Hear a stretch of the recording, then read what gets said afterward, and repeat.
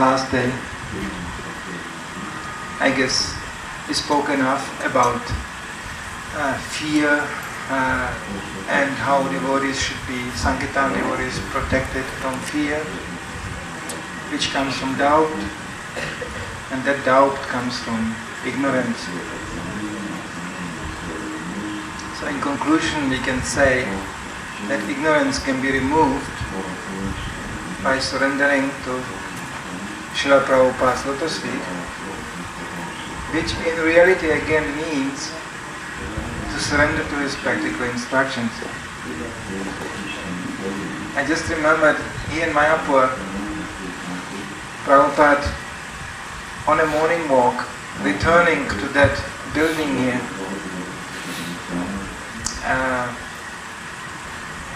devotees discussing with Prabhupada the danger of war. And one devotee said, Prabhupada, when war comes, we all come here to the Holy Dham and take shelter at the lotus feet of Lord Chaitanya. Prabhupada said, no, you won't. Why not? Prabhupada said, they don't give you a visa. And the first one who will be asked to leave the country is the foreigners. Then another devotee said, oh Prabhupada, when a war comes, then we will just go to our farms and we will make butter and ghee there and, and live with our cows and survive the war. Prabhupada said, that will be difficult,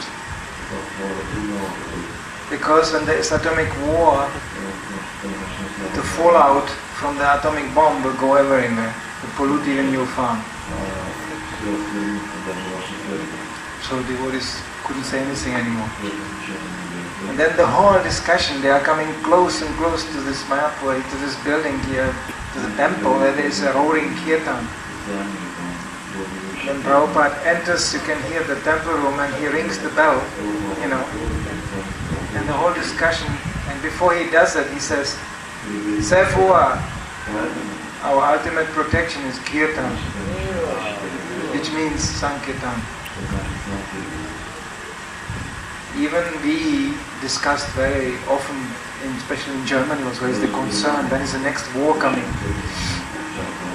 So Prabhupada said, war is not for devotees. And nothing can stop this book distribution.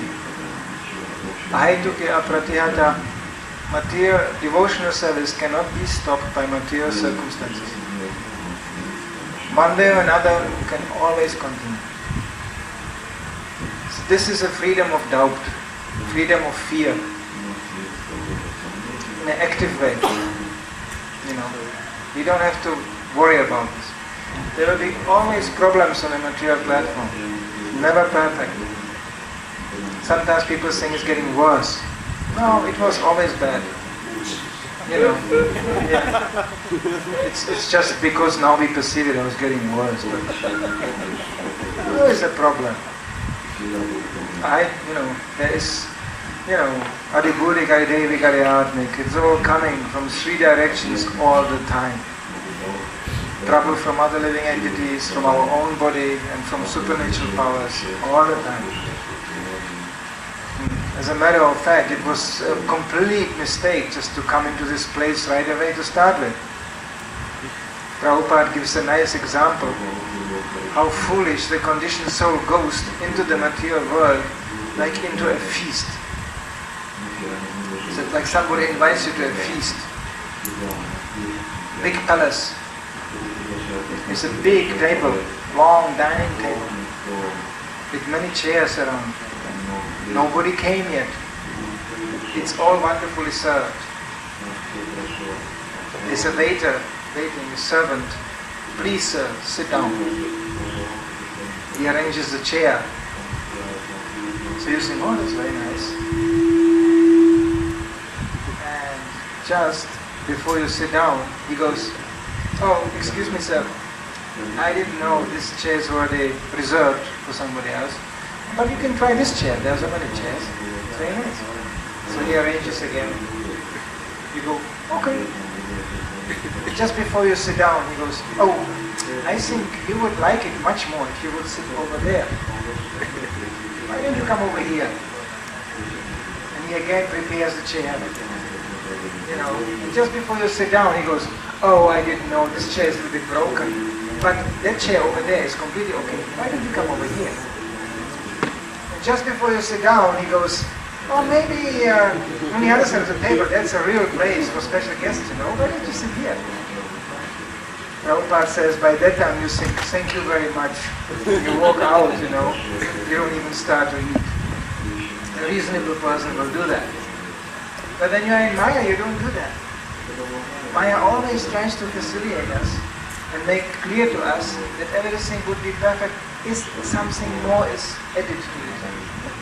And that's something we have to work hard for it. It's always like, try it this way, and if you try a little bit harder, then you will get it. But you never will. That's the trick. So, you know, therefore Prabhupada said the material platform, either there is a full success or there is total failure. But that full success is never really there. So it's always failure. You know. And in this way Maya keeps the whole lifetime the living entity going on. Until the living entity dies and goes, oh, a little bit, just a little bit. Okay, no problem, next lifetime. Again. Except for you see small babies being born so enthusiastically. You know, completely self-confident, eating, going on, full optimism. You know, you don't have a depressed small baby. They don't know anything. They forgot whatever was in the past, and they don't know what's happening in the future. So then they are very, you know, let's go on. Incredible self-confidence. Don't know anything. But as soon, of course, the consciousness is rising, and you become aware of things, then we get a little bit depressed. And actually this movement is consisting of completely depressed people. That's how you come to Krishna consciousness. Prabhupada said you cannot be optimistic about Krishna consciousness when you are not depressed on a material platform. Sometimes this is now the new thing, you know, the word depression. You can hear, this devotee, he cannot do service now, he's so depressed.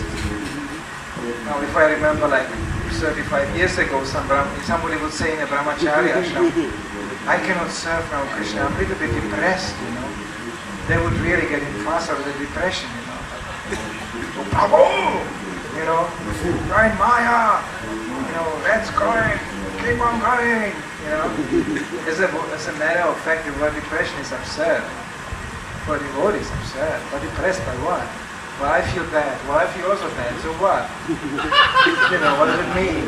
I feel bad just by seeing you, I feel bad. So, why should we pay attention to this? But nowadays, of course, it's very important. If somebody is depressed, it's very important. Yes, we are all depressed. It's very, very important. We have to analyze how depressed we are. How long where it came from. How long will it last? You know, yes, it's very deep. Very deep. You know, but actually as you remove one depression, you get depressed by another one. This material world. You know, Prabhupada loved to quote that Indian psychiatrist who was called to a court to testify if the accused one is sane or insane. Yeah. And the psychiatrist said, my dear judge, I'm a psychiatrist for many years. In my view, there is no sane people in this world. Everybody is to some degree insane. He was honest. So naturally there is plenty of space of being depressed and there is plenty of opportunities to go insane. But what is the solution to this? In Krishna consciousness we do have a solution. We understand that certain things will not change and we change things by practical action. This means some depression, more preaching. You know, and anybody doing this will immediately realize that the power of Sankirtan is so strong that it immediately moves you away from the mental and sensual platform. Immediately. That's the solution. Otherwise, we can have meetings and you know, meetings and discussing. It's also there, of course. Communication is very important. But communication towards what? What is the goal? Let's keep on going, preaching.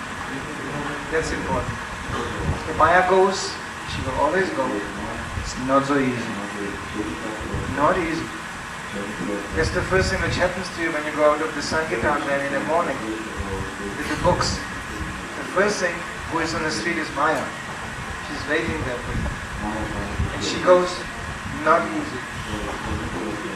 And you go, why? Everything's okay, I chanted my rounds and I feel okay, I can distribute. Well, there's something, there must be some problem there. Look, the weather is not so good. People are too many or too few. They are too fast or too slow. You know, yeah. And how do you feel anyway? You know, you feel good. Maya goes, that's temporary. Time to feel bad. You know? You go, oh yeah. When was the last time you felt bad? You remember that? Do remember that? And then she gets exactly in the right shape. Depressed, non-productive, frustrated, useless. And Maya goes, this is my disciple. Because rainy shades into frustration. Very nice. Finally, he's like anybody else. Because if you see somebody optimistic, enthusiastic, and productive in the material world, then he's insane. Yes, when you are lusty, you know, passionate, and crazy, you may look very heavy, intoxicated. Very nice. Intoxicated by money, intoxicated by sex, intoxicated by drugs. That's how society basically works. It's an intoxicated society. Without intoxication, very difficult. Very difficult. Impossible. Because they all know they are running for nothing. They knew that, they know that. It's just, we are telling them that. That's not allowed. They get upset. We are spoiling the game. You cannot tell us reality here. We don't want this. This is the function of this movement. To wake up people to reality. To wake up ourselves to reality. Remember me a little bit when I was a small child. I grew up in a theatre environment to some degree. So we had all kinds of actors coming to us, visiting, you know. And then I met the same people in a theatre. I was a small boy, you know, opera singers, you know, dying on a stage for 5 hours. That's opera, you know. Gonna sing and die for 5 hours. Oh. The knife in the heart, you know. And I thought this was not right. So one evening I decided, in the peak of the drama, to stand up. I was approximately 6 years old. And announced to the whole theatre that I know this gentleman on the stage. He's coming to visit us. Don't worry, he's not dying. And I chose such a dramatic moment, just a silence, you know, where he was really dying. And I just stood up and informed everybody. The whole theatre came down. People started stamping their feet and going, bravo! They turned the whole tragedy into comedy. And the man on the stage, he knew me a little bit, so, you know, he was going, shut up, shut up. But it was too late. Later I remembered that scene when I joined this movement, because I said, this is the position of the Sankirtan. They are all experiencing all kind of dramas and, you know, this and that. And the Buddha is telling them, you are not this body. This is not real. You feel it, of course, naturally, but we are spiritual soul, eternal servant of Krishna. So we are not connected to this. And they don't like it. They like to play the drama. You know, and they think, why is he coming here, spoiling our game? You know, telling us about reality. Therefore, Sankirtan is difficult from that point. Because Jeev Jago, you try to wake up the conditioned soul. Now if somebody is deeply sleeping, To wake him up is not so difficult. You just shake him by sound. You know, that's the ear is the only thing which is open. So you shake him, wake up, wake up, wake up. You know, and he goes, oh, he wakes up. But try to wake up somebody who pretends to sleep. That's more difficult. You go there and say, wake up. No, he's awake. He knows you are there, but he will go, I will not wake up. He pretends he's sleeping even more. And that's generally what's happening when we are preaching. People know. They know intuitively. They know, seeing devotees. Oh, this is somehow something else. I should wake up. You know, yeah. Then you have these responses. The men become more angry. The women start more to giggle. You know, hey, monk! But it's all out of fear. Because they know, oh, here comes purification. You know, that's scary. To get purified. What will you do when you are purified? You know, where were you all anatas? You good old anatas, you were serving them for millions of lifetimes. Now, suddenly everything is gone. What will happen? So, this we have to get used to when we go. People will first act very nervously, you know, most of them. So, we should be clear about ourselves. Where do we belong? In the beginning, there's a stage which is quite difficult. It's like you are leaving the material platform and you are not completely fixed on a spiritual platform. So you are like between two chairs and you are afraid you will fall in between into the empty space. You know, like, you know. But going on Sankirtan, of course, it very firmly fix you on that spiritual chair because you have to make really a decision every day. Where do you belong? What do you want to do? Why did you came to Krishna consciousness? It's a very important question. So Prabhupada actually said, why did you came to Krishna consciousness? He once made even a test, you know, in a very early days. Everybody had to come in front of him. It was a small temple. And had to say, why did I come to Krishna consciousness? You know. So this was very early days. Devotees didn't know really so much. So they were all just trying to go through the song book and everything, you know, try to find some shastric quotes, you know. So they were coming to Brahma. I came to Krishna consciousness because Brahma is saying in Brahma Samhita, Govinda Madi Purusham, you know. Prabhupada was like, okay, next. Then there was one boy. He came already completely ecstatic in front of Prabhupada. He said, Prabhupada, I came here because I really like it. Prabhupada said, Prabhupada, I mean, start to smile and said, he is right, he is right. So it was very simple, you know, but ultimately it depends on the position of the heart. Do we really like it? What do we want? Why did we came here? We should never forget this. Why did I came here? Did I came to the International Society for Economic Development? Did I came to the International Society for position, you know, distribution? Did I came to the International Society for title distribution? You know. Did I came to the International Society to find the other one, the opposite sex?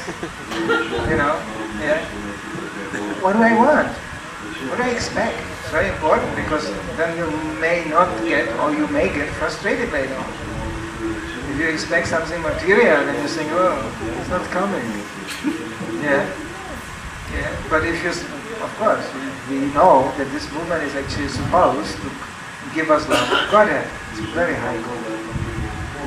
But at least, before that, it should give us our true self, make us aware of our true self. It goes simultaneously. The more and more we realize Krishna, Krishna is like the sun coming up, the more we also realize ourselves. In the darkness, we don't know anything, nothing. So it goes simultaneously. Sometimes the Buddhists think, no, I have to know more about Krishna before I preach. And they don't preach and they just study. fall asleep occasionally. Or they think, no, I have to preach. And they run around completely overpowered by modes of passion. They forget to study. And then they become completely overpowered by the modes and confused. So this is two extremes. So Prabhupada gave us exactly balance. He even gave balance. 1 hour in the morning, 1 hour in the evening, reading time, the rest out preaching. That's it. You know, he gave exactly comments on this. Then he said some students may be more studious, as he said, you know, more inclined to study. They may study more, especially those who translate books and, you know, they need more education in this regard. But again, everything geared strictly to the preaching point. If you learn something, what do you want to do with it? How do you want to apply it? To whom do you want to apply it? You know, you have to understand who you are also talking to. You see, you have to present Krishna consciousness in a very refined way, to the very refined people. Well, first of all, you have to understand, are they some refined people? You know, otherwise you become so refined that you cannot talk to anybody anymore. Because, you know, you have to look who is standing in front of you. You know, so far I remember the last 35 years I didn't find too many refined people. You know, even we address sometimes so-called, you know, educated people in this. You could always see, you know.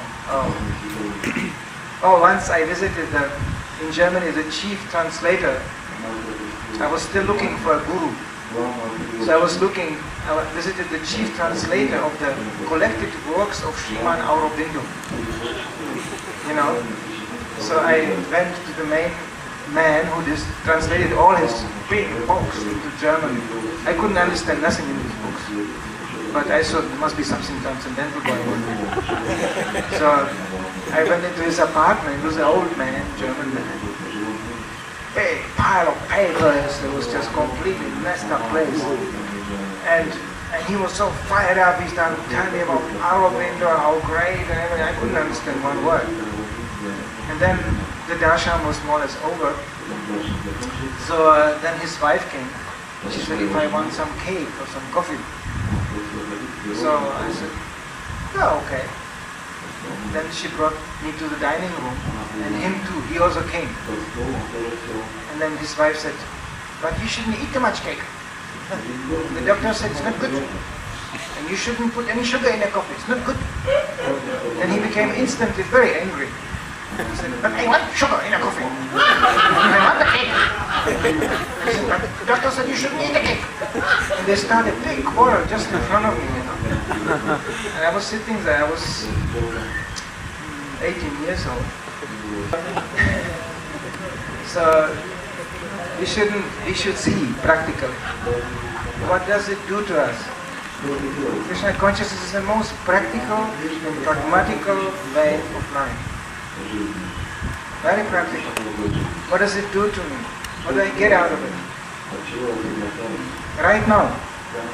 And that requires a little bit brain. Because when we perceive as pleasure in the material world, we start to understand that Krishna consciousness was actually pain. And what we perceive as a pain in Krishna consciousness, transcendentally spoken, leads us to that pleasure. Of course, spiritual life has a price. First comes tapasya, then comes knowledge and bliss. But without the tapasya, not possible. We can actually imagine bliss. You know, you can hypnotize yourself. You can think, you know, oh, I'm so blissful. But the test will come when the material nature strikes. You know, what's called actually bliss in the material world is simply agitation. Like example, you know, people are sensitive in this part sometimes of the body or on the feet. So you take a little bit and you go, you go, he's blissful. He's blissful. Or people go into this discourse, you know, this dancing things, you know. And then they have this special nowadays, there's this heavy beat, you know. And then people go there and they start. And when they all do that, it becomes like, you know, it looks like they are dancing. Actually, it's actually just, impulse. You can also take two guns and shoot somebody in front of the feet. You also dance, It's impulse. Nothing to do with myself or some pleasure. It's just you respond to impulse. Like when it's cold, you start to shake. It's the same thing. When you pinch somebody, he goes, ow. When you tickle somebody, he starts to laugh. That's material pleasure. That's all. Now, spiritual pleasure is something completely different. Spiritual pleasure comes even at the moment you don't expect that. You don't plan it. It doesn't make any sense. You have the whole day going around. People are practically spitting on you. You struggle to distribute a book about love of Godhead, which nobody wants. And at the end, on the evening, you are ecstatic. And you don't know why. I don't know, all the Sankirtan devotees, they will for sure have the experience. You can, when Sankirtan becomes so happy, you cannot go to sleep. I think, there's few devotees here in the public who definitely already experienced that. We used to be in these marathon times so happy we couldn't go to sleep. We were just lying and sleeping like, I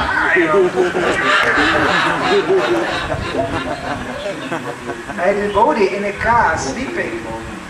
In the middle of the night, he woke up and he was in a sleeping bag sitting there, going, and if you could give a little bit more in the sleep. Just come on, brother, just go to sleep. Devotee used to just smile and sleep. This can happen to you when you really dive into book distribution. We drove it to the other extreme. You almost forget eating. You just disturbed. So you're just packing books and eating.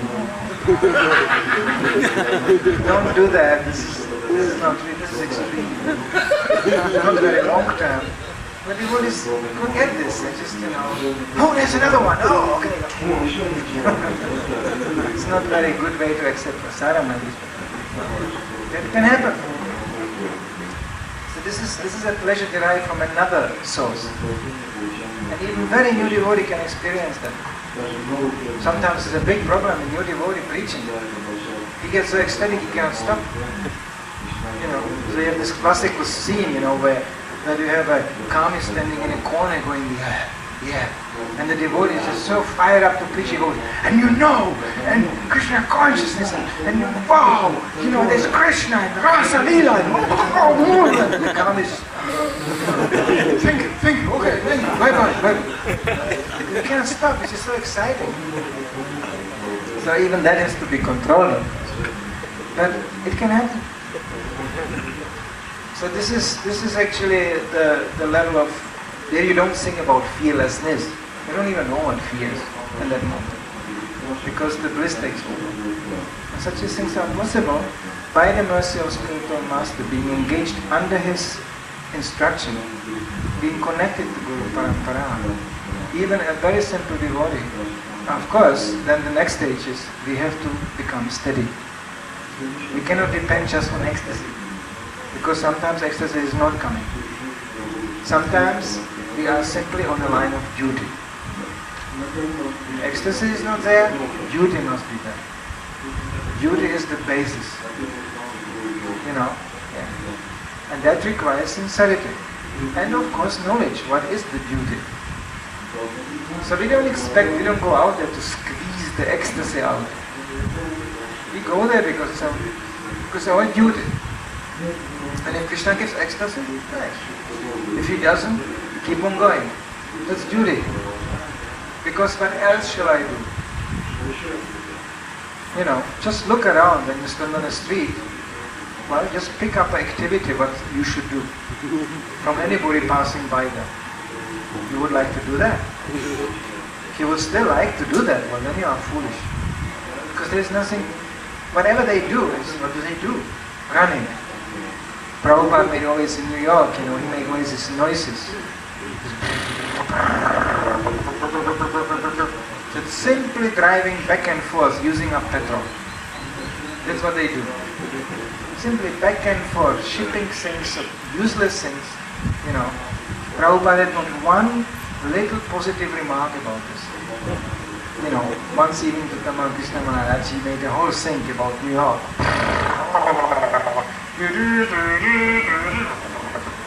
And he amplified the whole thing more and more, and at the end his eyes open, he was going. That's the atomic bomb, you know. That's the end of it. So, we are not very optimistic about this. Sometimes I think, you know, we are not very optimistic. We are not very optimistic. Because, you know, this is really not much future in this. To increase artificially the basic demands of eating, sleeping, mating and defending in such an absurd way.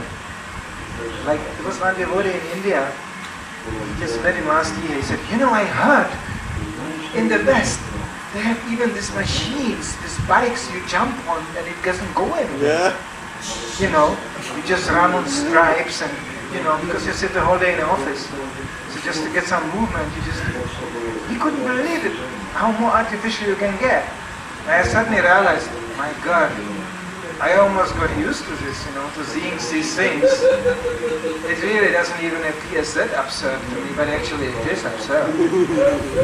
You have people the whole day sitting behind some table, just, you know, one punching some keyboard.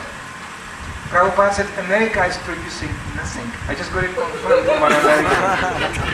It's just producing papers. And if you push the papers around in the right way, you make lots of money. Otherwise, nobody's producing anything. It's all imported from somewhere else or whatever.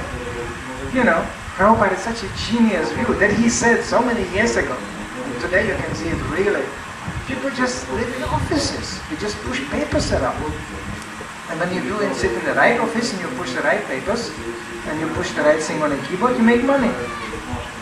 And then you go home and doing what? You see, nothing happened that day in your life. Nothing. You just push some papers around. Naturally you are bored. You want to see something happening. You know. So what do you do when you want to see something happening? You switch on the TV. And then you watch how they are doing that there. Because nothing is happening here. Everything is happening in TV. My life is empty, boring, nothing is happening. So I have to watch how they are doing it over there. It's pure voyeurism, you know. You look out of the window like, oh, he goes to the toilet. Oh. So that's TV. And you have 60 channels to choose from to watch how everything is happening everywhere, but nothing is happening here. And how empty life can get. And then you go to sleep and you say, my God, nothing happened. Then you have to take some intoxication to really forget the whole thing.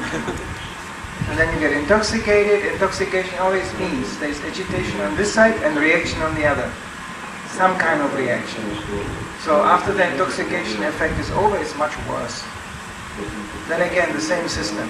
In the office, punching the keyboard, in front of the TV, looking, oh. And in between some actually primitive eating, primitive sleeping, primitive sex life, and very strange defense. You are completely living in an anonymity of a big city. Nobody knows you, you know nobody, you know, you just like that. This is the lifestyle Prabhupada totally rejected. He warned us, don't get into this. You know, Krishna consciousness is supreme personalism. And just from surrendering to Krishna, just from spreading Krishna consciousness, you can get so much actual enthusiasm that you don't need the stimulation from outside. You are stimulated enough. You know, if you ever saw a bunch of brahmacharis being together on Sankirtan really frustrated, I never saw this. They can become so outrageously happy. They're almost like a bunch of, misbehaved children. They giggle and punch each other and do things, with that. There was in Sweden one priest. He was traveling around making presentations. How Actually, Hare Krishna movement is powered by intoxication. I don't know where he got it from. And the proof is that they are all happy. That realization he had. He made the analysis how they dance every morning around a certain plan.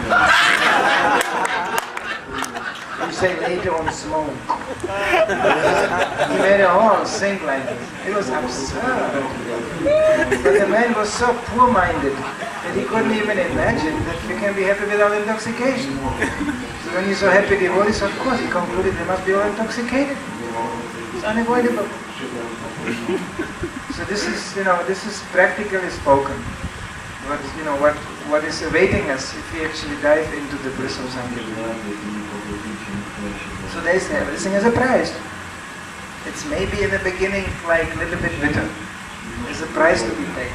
But it's when you overcome that border and it's not very high. Like yesterday we were speaking here.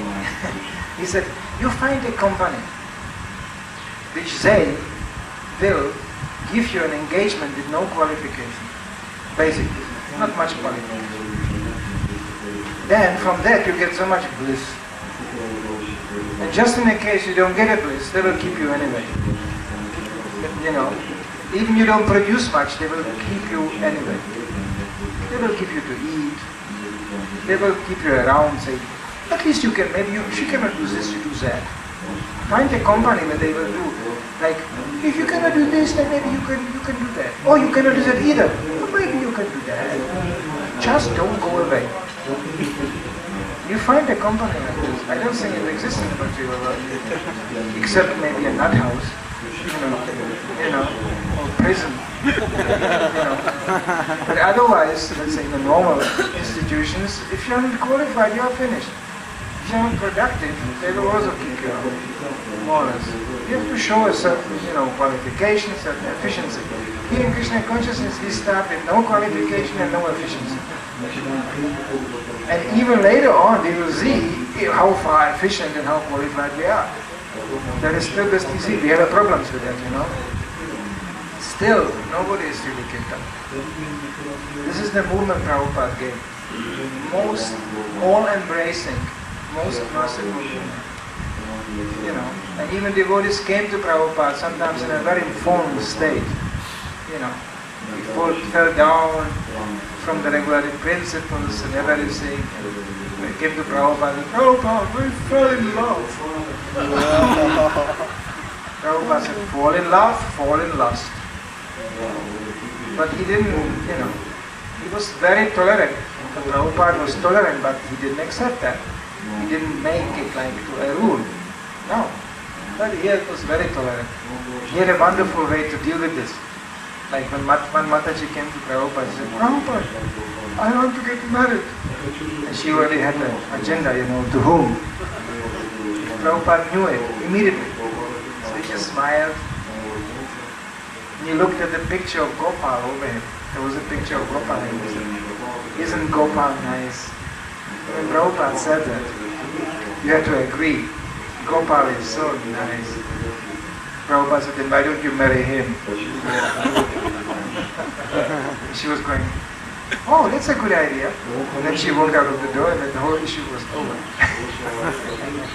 Sometimes Prabhupada, in a different way, it was very, such a wonderful way to actually come in contact with him. It was so beautiful because actually, you never knew what you would get. Because Prabhupada was very personal, very individual. Some issues he solved simply by a smile. Some issues he solved by heavy preaching. Some issues he solved simply by logic and reason. And some issues he said, they are not to be solved. Hopeless. Let's forget it. And you said, oh, that's wonderful. Then let's forget it. That's it. So life was very easy. And Prabhupada was personally available like this on the platform. Very easy. But one thing you could be sure, if you go out and distribute some books, Prabhupada will be right away there. I was personally present in England last time when Prabhupada was present. I saw Prabhupada 3 times. Every time The first time he came to Germany, so I got initiated. But the second time, we just came Saturday night from Sankirtan to the temple, and the temple was empty. There was nobody there. And the last one who was running out was a pujari. He said, Prabhupada, it's in France. So we turned the car, we unloaded the last books, turned the car out and drove the whole night to France. Next morning we were there, the Prabhupada. Last time I saw Prabhupada, the same thing happened. Prabhupada is in England. That was really surprising because we knew Prabhupada is already in a very critical condition, fasting in Vrindavan. And suddenly he was in England. So we just jumped in the cars and the whole night we drove through the night, I remember first time in my life I drove from the left side in England in London. I didn't care one second. It didn't bother me at all. We just had to cross the whole London, to the other side to Bhaktivinoda. I was driving Piccadilly circles around and it didn't bother me one second. Drove the whole night, the whole day. And we came to England to Prabhupada. I was expecting that's the Prabhupada I know. The dynamic Prabhupada preaching, life comes from life. The missing link is my boot in your face. But the atmosphere was very different. It was very intense, very quiet. We knew there's something else going on. So I just sat down in the temple room in the middle of the day, just chanting my Gayatri, and our GBC suddenly appeared in the door. He was pointing to me. So I was chanting my Gayatri.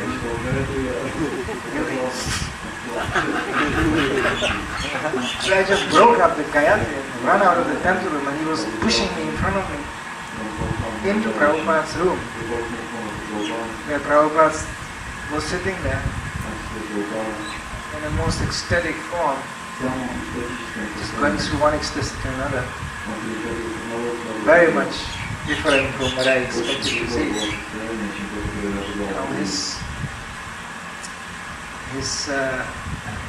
His play of the Madhyama Adhikari going around preaching was over. He couldn't restrain his ecstasies anymore. And then there was Ramakrishna Maharaj, and they presented Prabhupada the Daily Mail. At that time Prabhupada couldn't answer himself. He was just dictating his short comments on the different letters as they opened the envelopes. And Ramakrishna Maharaj took down the notes and he was actually answering the mail. So it was like one envelope was a big picture from Ratha Yatra in Los Angeles. Prabhupada said, I always wanted, even as a small boy, such a big Ratha, such a big, car. And then there was one envelope they opened. There was some book inside. I don't know, it was, some new teaching of Lord Chaitanya, something like that. New book publication. Prabhupada immediately broke into ecstasy. I was just sitting that close to him. Prabhupada took the book. As soon as he saw the book, his hands were reaching out for it. And he took the book, and the first thing he did, amazingly, he was proving the binding.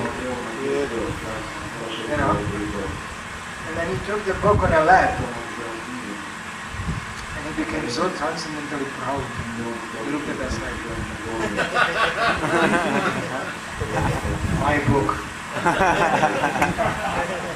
It was very simple to see where Prabhupada's focus was. Anybody being part of book production and book distribution will get lots of blessings from us. Because that was where Prabhupada's heart really was. That doesn't mean we don't want to discriminate any other devotional service. But this is really where Prabhupada's heart was. You presented him anything published, even a language he couldn't understand. He was very happy, immediately looking through this, and he said, every time my book gets published, I feel like I conquered the whole universe. It's a fact, because that's what we have today.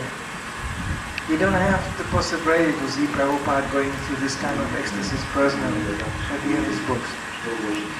And without his books, who knows where we were already today. So much degradation can take place. You will have people coming even to Krishna consciousness who will present such a nonsense with such a self-confidence like Krishna consciousness. It's unbelievable. But here we have the reference. Oh, that's very nice, but you are talking, where is this in Prabhupada's books, please? Show me. How does it relate to that? They will tell you, well, here, Sri Bhagavan Vacha, Krishna speaks, so that's actually like me, that's actually me. You go, oh really? Oh, that's no problem. Then can you show me the universal form, please, here? It's just chapter 11. Please. You are not qualified yet to see the universal form. It doesn't matter, then make me qualified, please. Just please get out of here. So with Prabhupada's books, nobody can defeat you. Nobody can match this. And this is the biggest protection and the biggest blessings we can get being part of book production and book distribution. So since we are today quite late, I don't want to prolong it even more late. I would like to just bring it to this conclusion. Any some questions, points, comments, please? Hello. I was just wondering, what is the mentality of a person who wants to go on with book distribution all life? I mean, to find the proper balance between being too much enthusiastic, but at the same time have the vision to continue all your life. What is the mentality? Well, there was this word vision used. And that vision we should never lose. We should never lose the vision. We should never lose the connection and the enthusiasm. Then, of course, walking through one's lifetime, a devotee will encounter different situations. I guess most sincere devotees want to do one thing. They just want to preach and go back home, back to Godhead, finished. Essentially spoken is called sannyas. That's actually the meaning of sannyas, preaching. Prabhupada said if there is no preaching, there is no need of sannyas. What's the use of this? Sannyas is meant for preaching. It's nice, wonderful idea. But we will encounter one thing there which will make us a little bit struggle. That life is not about just what we want, but what we have to do. Like you think, I like eating, I don't like to go to the toilet. Well, it doesn't matter. If you see somebody eating, for sure he will go to the toilet. It's not a nice place to be. But this is almost, it's sure. As sure as death. Because when you see somebody alive, in the material world, you can be sure he will also die. Also not very nice. So there are many things in our lives we will have to do, maybe, which we don't want to do. Usually devotees are hesitant. They are actually hesitant towards, especially if you are like trained up brahmacharini, then usually you are quite hesitant to do marriage. Because with any little half a brain, this will be complicated. Who wants to complicate his life? If you say, would you like to complicate your life? A lot? How much? Everybody will say, I don't want to complicate my life. I want to be simple and happy. And obviously preaching is providing that. That doesn't mean we don't have to do these things. So we have to be also properly situated, which may be taking energy from us, from our original idea to go the whole life on Sankirtan distribution. It's a fact that going on Sankirtan will not make you younger. You can still remain quite young. Actually, it's a very good way to stay at least mentally quite young.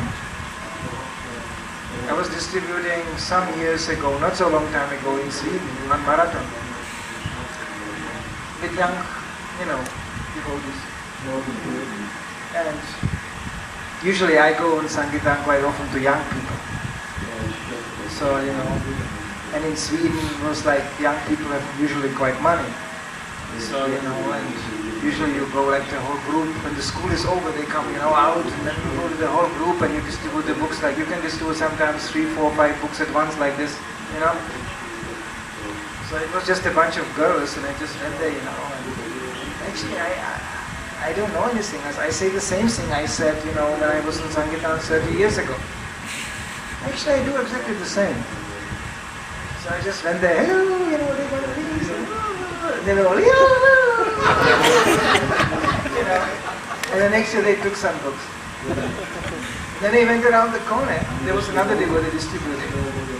And he had kind of out of reflex offered the Moza book, and they were all waiting in the books, and they were going, oh, we got the books already from the boy around the corner. So he came looking around the corner, and the boy, what a boy. And I was standing there, what's going on?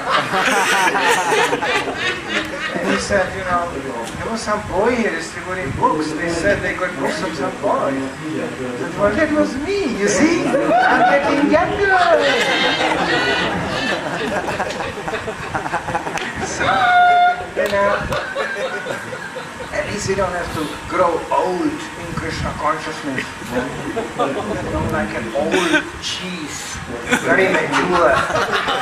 It's a mature cheese. It's almost liquid. Serious. It's my personal horror. I don't want to become old in Krishna consciousness. Like a mummified, you know. In a cupboard and there's old devotees. Dusty. Spinbacks. And he goes, it's not so easy.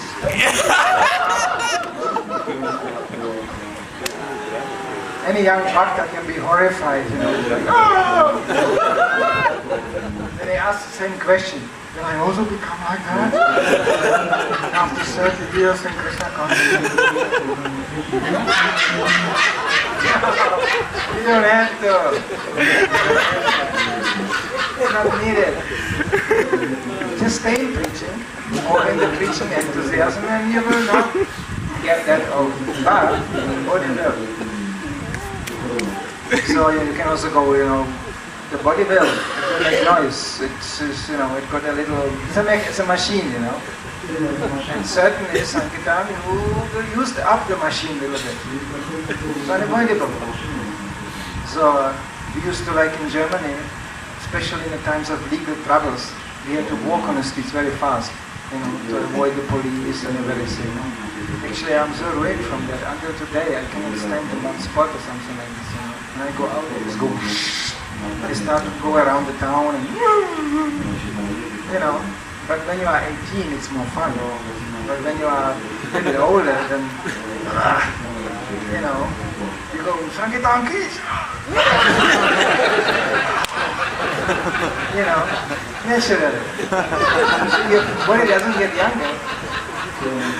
So, therefore, it's such a bliss to see younger devotees. Because the older ones, they should assist the younger ones.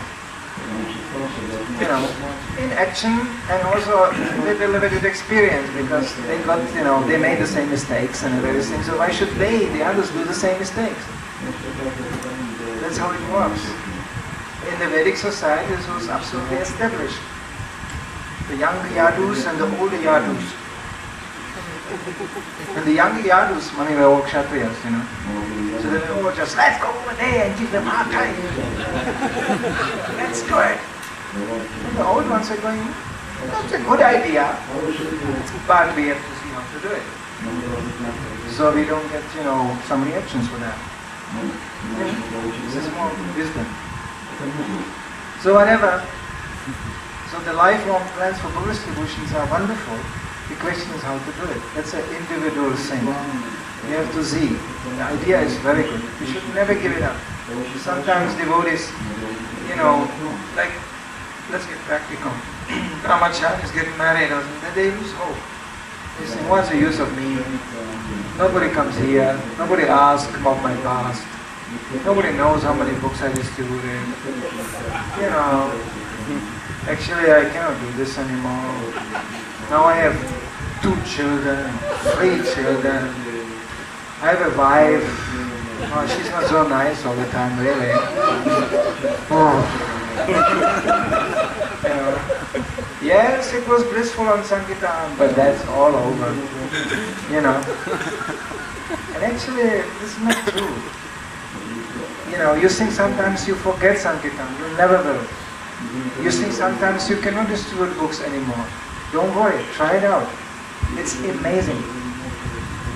Like I was in Poland last year, traveling around, and many devotees are getting into this, you know, getting married and the whole invasion of the small babies, you know. They're all sitting there like, excuse me. It happen, you know. Can I? And they are just kind of like, you know, losing the faith, and not losing the faith, but saying, how can I do Sankirtan like this?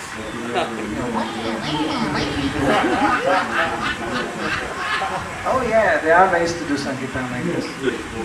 There are ways.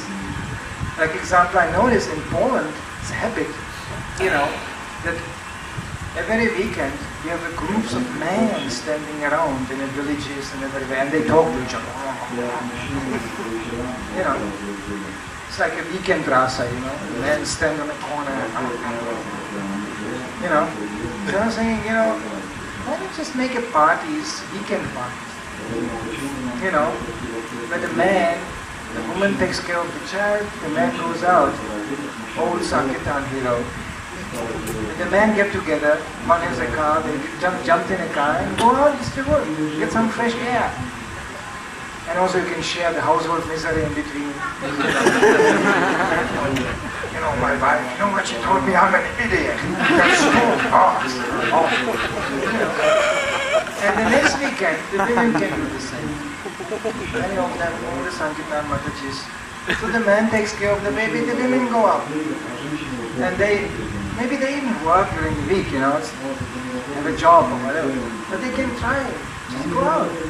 Then the women can come together and share the household misery. You know, my husband is you know, oh, it's nothing. My husband is lazy bum. You know, it's like, you know, you can get some relief because misery likes company. And, you know, in the meanwhile, you just put some books and get some bliss. Finally. Like in the marathon times, they actually do that. And they experience the same thing. You know, if you don't distribute books even 5 years and you go out, it's like you just stopped yesterday. Many people have this realization. It's amazing, they're still taking it. I got paranoid when I was Tamil president because I was thinking, now I have to sit in the office here, you know, and I'm not on the street, so I will forget the whole book distribution. Nobody will take book anymore. So I was so paranoid, I had a little stable of books next to me. And I had this feeling like, no Sankirtan. Then I just grabbed some books, ran down the stairs. Usually the temples were in very populated areas, like in Berlin. Berlin is a city you can distribute midnight. There's always traffic. The town never goes to sleep.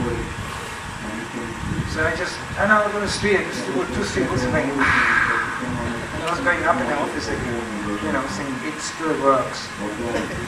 You know. So one should never give up the hope. Whatever, especially those they receive that mercy, you know, train up Sankirtan devotees. They should never give up that hope. Either they should try themselves as much as possible, still be actively part, or they should support that process, help the new brahmacharis, help the new devotees. There are yatras, you know, and paths in Europe, there's practically no temple, very few temples, functioning.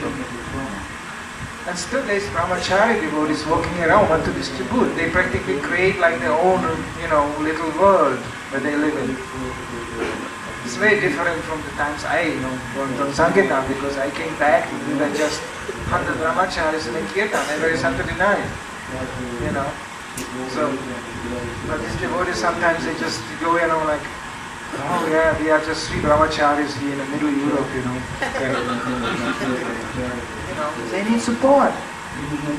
And it's completely shastrically backed up that the brahmacharis and sannyasis are like the children of the society, they should be supported. So if a grihastha is out there, he wants to be part of Sankirtan, he should have such a brahmachari. I was making a joke. We have programs, adopt a cow or this, why not adopt a brahmachari? Some Dhamma goes, I like this brahmachari. Well, then support him. Even when he is in a temple. Go to the temple management and say, how much does it cost brahmachari a month? They will give you a calculation. And then just say, this is my brahmachari. I adopted him, I subsidize one brahmachari. And you take care of him and you make sure he can go on Sankirtan and you see good books, that's your books also. You will be also part of Sankirtan like this. So there are so many ways to stay in tune with the preaching mission, to stay in tune with the book distribution. Don't become an old, mature, cheese-like Vaishnava.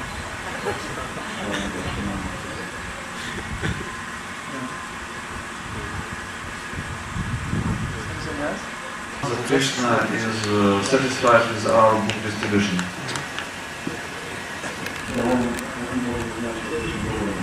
Not just by what we give. Krishna is satisfied. He knows what we don't give.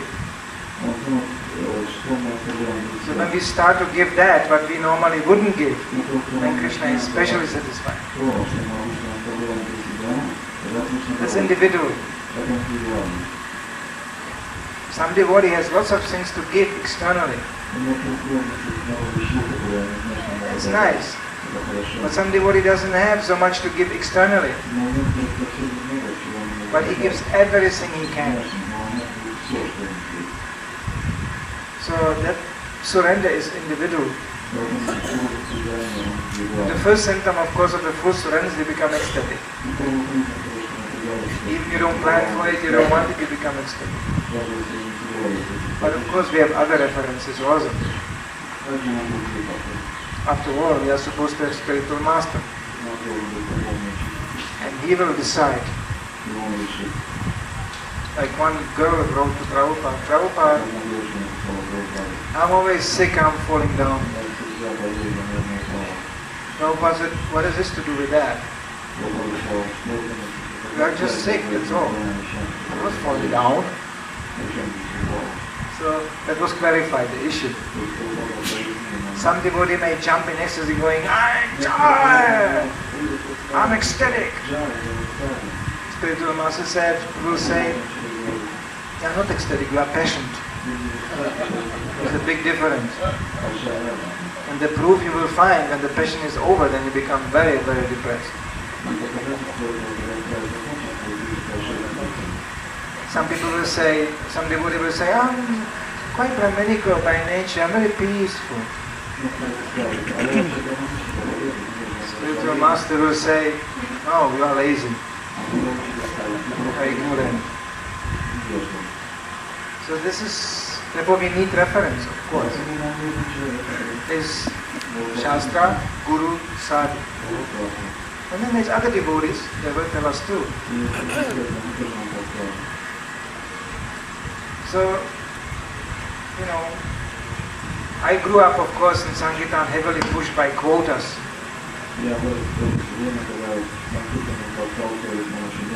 It did help me in the beginning very much. Like first 2 years, I distributed only LPs. There was no books. There were some books, but nobody dared to distribute them. We were just doing this LP business. And there, money was very important. So those days, I was collecting every day. Like I came up to 500 Deutschmarks. It was like a day, one bill. I changed it every day in the evening in some bar into one bill. And I said, I will not go down from the street until I have that bell. I remember even one day I was so desperate. Instead of 500, I had 450. It was late. It was dark. Nobody on the street anymore. So I was saying, oh no, I was saying, okay, be detached, surrender, that's what Krishna gave. Then I went into the bar, to some bar there, to change money, so the small money into a bigger money. And the man on the bar goes, yes, I can change it, I like small money. Then he goes, 1, 2, 3, 4, 5, thank you very much. And I had 500 Deutschmark. I look at him like, are you sure? It was completely blissful. He said, of course. And I walked out and said, wow, that's really fun. So, then the Prabhupada said, this is absolute nonsense. Stop it immediately. So from one day to another, our GBC took it very seriously. And even we had quite some substantial LP storage still. We stopped the whole thing. He put us in we carried from a cellar all the packages with the small books. It was the small books. And he printed some kind of package, with a cut-up window in it, which you could fold together, and these 3 books became one book. Like a box. And it was called the Yoga Library. So actually there were 3 small books inside in such a box. And that was our first books to distribute. Nobody did it before. We didn't know what to do. We saw this not possible. Germans are too heavy. You cannot distribute books to them. And then we had our mantra for LPs. Hello, do you know George Harrison? From the Beatles. It was very popular those days. People going, no. He produced this LP part. Even, it was not exactly true. He produced another LP, but anyway, it didn't matter. Sometimes people came back, it was one Mataji. People came back and said, there's no George Harrison on this LP. It was just a Hare Krishna Kirtan. So what is George Harrison doing on this LP? She smiled sleepy and she was going, the hole in the middle. George Harrison is the whole day making holes into the LPs. People like that, they were always laughing. So anyway, then that stopped, and the next day we were out with books. We had no idea. We didn't know what to say. So I tried immediately to run to a gas station. We just fill up the car, and I went to the man at the gas station. And didn't know what to say, so I just said, do you know George Harrison? He was going, yes. Well, he's also reading books. I gave him a book. Actually, he took it. We distributed exactly the same amount of books like LPs before. And we were completely ecstatic when we came back. Why? Because Prabhupada wanted it. So as long as we keep this intact, then there should be success. It's Krishna is Krishna.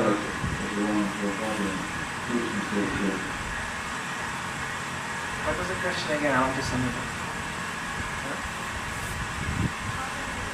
Understand that Krishna is satisfied with Right. all experience. Following the instruction of spiritual master.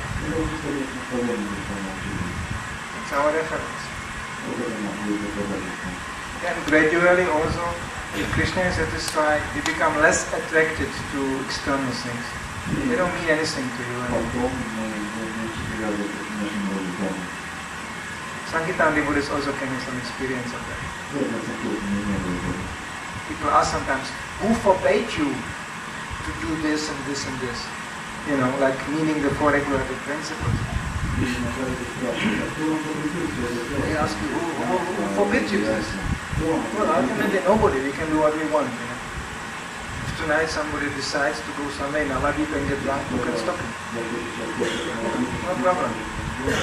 They cannot imagine. We don't want that. This is an amazing realization. Sometimes they go, oh, you don't want that. Why don't you want that?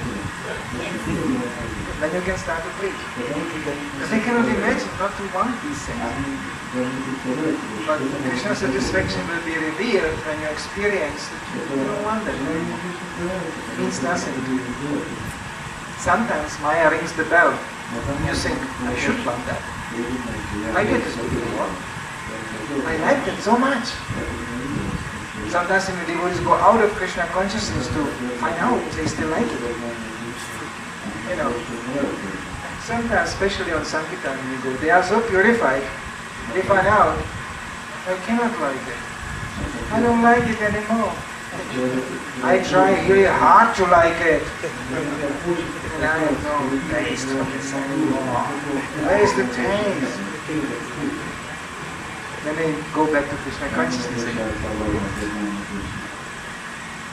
Most of the devotees actually who go on Sankirtan and become purified, they are cursed. You cannot go out there and become a kami. They try sometimes, it doesn't really work. I met devotees in such a shapes, you know, after some years. Still, when you look at them, I always tell the same story. I said this story many times. I was like 4 years ago, 5 years ago I was in Vrindavan, in this MBT restaurant and sitting there, you know, next to the Krishna Balaram Mandir. And I was just eating there, taking the sun. Suddenly I hear this deep voice. Horrible Manidhara. Really deep voice. Typical German deep voice. So I looked up and there was an older man, little beard. And I looked at him. He looked at me and he said, you don't remember me, isn't it? No. Then he said, I remember you. I was with you my last day on Sankirtan. You remember that marathon we did there? And then he started to describe the story. And this is a story which I have said so many times. But this is just to illustrate how addictive Sankirtan can be. He told me, you know, remember that? We were sitting, parking in the morning in a car in the town there, early morning, in Marathon, and we were reading how all the mundane literature is just for crows. And I said, I don't know. And then you jumped out of the car and you went through a small park to the shopping street. While crossing that park, there was a man sitting on a bench. Then I start to remember this. Oh my God. That man on a bench was sitting there reading a newspaper. You know, lonely man on a bench. Big newspaper. And I remembered, my God. I was so fired up from the lecture. I realized I have in a pocket I have a highlighter. So remembering that mundane literature is simply for crowds. So then I was sitting there. I hold the highlighter along the newspaper. It was burning really good. Was going and the man reading a newspaper, he couldn't see me. He was just and he threw his newspaper away. And I was standing there, you know.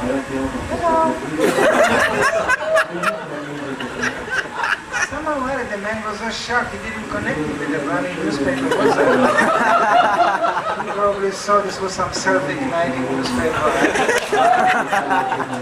And he took the book. You know, and just proceed to the shopping store.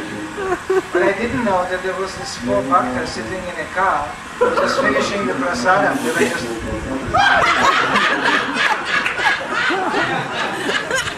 That's how you distribute books. Just burn down people's newspaper. Because until today I don't know why I did that. That devotee was there, he remembered that. There's like 20 years in between, 25 years in between. And he was going, Sankirtan ki jai. He was obviously for many years not on Sankirtan. You know, he never forgot. Never forgot. There are many stories like that. You can... Krishna is teaching you things on Sankirtan. There's another story which fortunately nobody remembers. You know, the same situation in the morning. It was also one of these marathon times. There was a car parked in a big parking lot which was empty. And I knew this is a good town for marathon. This is really good here. And we have to start distribution. Some bhaktas in the car, new devotees. They just, you know, they were just new devotees before they go on the street. They always want to eat. And they eat long time. It was like it's the last meal before the execution. They prolong the eating process. It's the last pleasure you want. Before the real pain starts. It's fun to watch this, you know. No, Prabhu, please. You know, one apple more, you know. You know. So I was saying, I have to give an example, you know. And then there was nobody there. So I jumped off the car and I packed my box and, you know, and with my bag, and I just ran out, but there was nobody there. The same moment at the end of the parking lot, way back, it was a parking lot, let's say, 6 times as big as this. Big sink, you know. So then at the end, appeared a girl, young girl. Well, by that time I was a brahmachari. I didn't care. I start to run across the parking lot to her.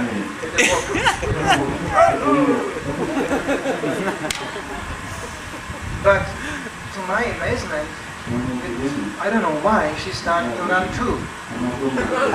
Towards me. Hello. And we met exactly in the middle of the parking lot. And she embraced me and gave me a kiss. I was standing there with a book with a girl around the neck. And I just looked backwards to the Sankirtan there. 4 brahmacharis sitting there. That's how he distributes the books. I kind of got rid of the girl. She took the book anyway, you know, and then she just went off and I was saying, oh my God. Then I went around the corner, I just started to laugh because I was saying, that's how Krishna is teaching you, curing you from the German pathetic heroic spirit. You know, just go, oh, and you get a girl around the neck. There's one problem with all the religions in the whole world. They don't believe God has a humor. And I tell you, Krishna can make a joke. When he makes a joke, the joke always means something. When Krishna makes a joke, it's such a far joke that the sages are discussing for thousands of years what kind of joke it was. It's multi-dimensional and it's so much teachings. But God can definitely make a joke. Most of the religions are missing this fact. So if Krishna wants to make a joke with you on Sankirtan, he will do that. And there are much worse stories, much worse. It's just real. Sankirtan is such a wonderful educational program. Yeah. Once I was exactly opposite, spaced out, tired, standing on a corner of the street. And then I saw it was a small dog. It was a very fancy shopping street. It got trees on the sides. Small dog, besides. It came from nowhere. When I was standing there, I looked at the dog, he came to me. Lifted up the leg and urinated.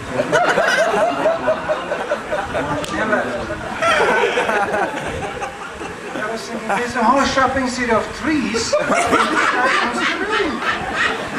Me, the great Sankirtan.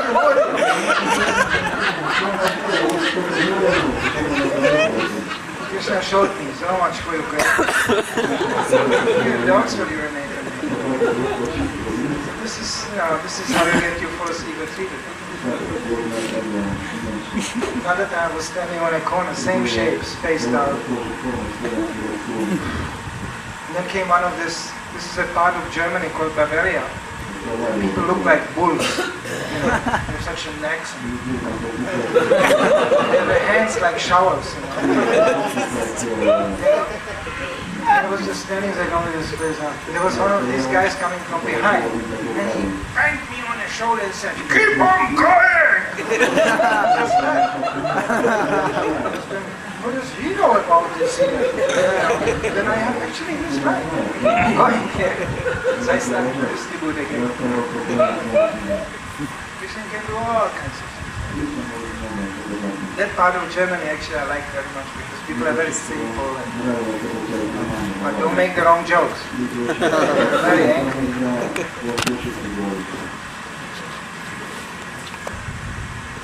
I experienced once a soul liberation. I can tell you a story. There's a man sitting in a car in front of the shopping center, And he was like, "Okay, no. I just knocked on the window, gave him a book." And he was going, "Okay." Same moment, his wife appeared at the entrance of the shopping center, going towards the car. I was going, oh. Usually the wives are just, not very positive. He missed the control.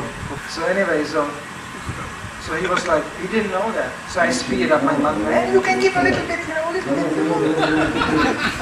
bit. And he was so slow, the man. And he was like, oh.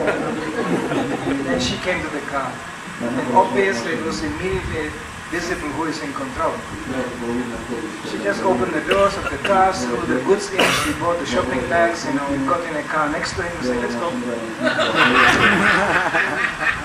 And the man was there with a book like,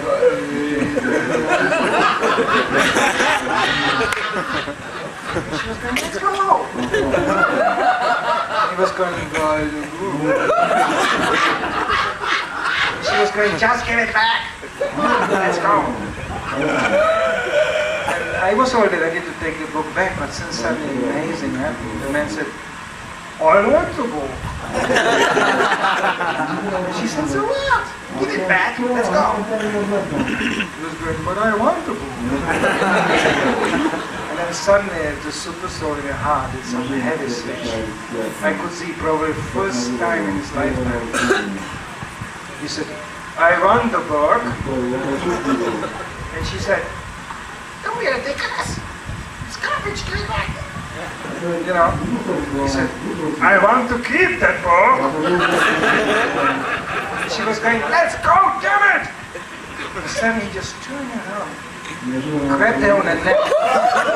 He's going, "I want the book." She turned completely wild.